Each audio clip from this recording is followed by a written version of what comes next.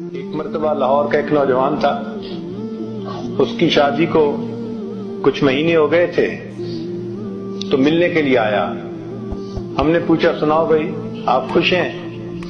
تو بڑا غصے میں تھا، کہنے لگا جی کیا کروں، بس ماں باپ نے ایسی بیوی ڈھونڈ کے دی ہے جو بالکل جو ہے نا وہ دین سے محبت نہیں رکھتی، نماز نہیں پڑھتی، کہتا رہتا ہوں پردے کا خیال نہیں کرتی، فلاں نہیں کرتی، فلاں نہیں کرتی۔ ایک لمبی چارج شیٹ اس نے بنائی ہوئی تھی۔ تو مقصد اس کا یہ تھا، یہ کہتے ہیں to read in between the line, کہ اگلا بات تو کر رہا ہے لیکن مدعا کیا ہے یہ سمجھنا پیر کا مقصد، پیر کا کام ہوتا ہے۔ ہمارے حضرت فرمایا کرتے تھے اگر مرید ہونا 420 تو پیر ہوتا ہے 840۔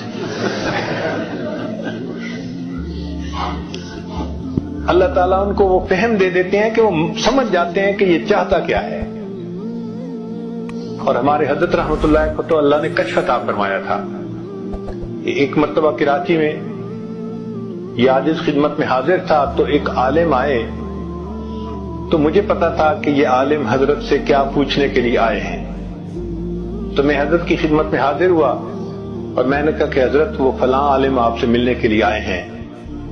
حضرت نے میری طرف دیکھا اور فرمانے لگے میں لعنت بھیجتا ہوں اس پیر پر کہ جس کو کوئی ملنے کے لیے آئے اور پیر کو پتہ نہ چلے یہ کیوں آیا ہے۔ میں لعنت بھیجتا ہوں اس پیر پر کہ ملنے کے لیے کوئی آئے اور اس کو یہ پتہ نہ چلے یہ کیوں ملنے کے لیے آیا ہے۔ تو ہمارے حضرت کو تو اللہ نے کشف دیا تھا، اللہ نے ان کو ایسی فہم دی تھی، فراست دی تھی کہ وہ پہچانتے تھے۔ ایک مرتبہ ایک عالم تھے چکوال میں، ساتھ گئے تو میں نے عرض کیا حضرت میرے ساتھ ایک عالم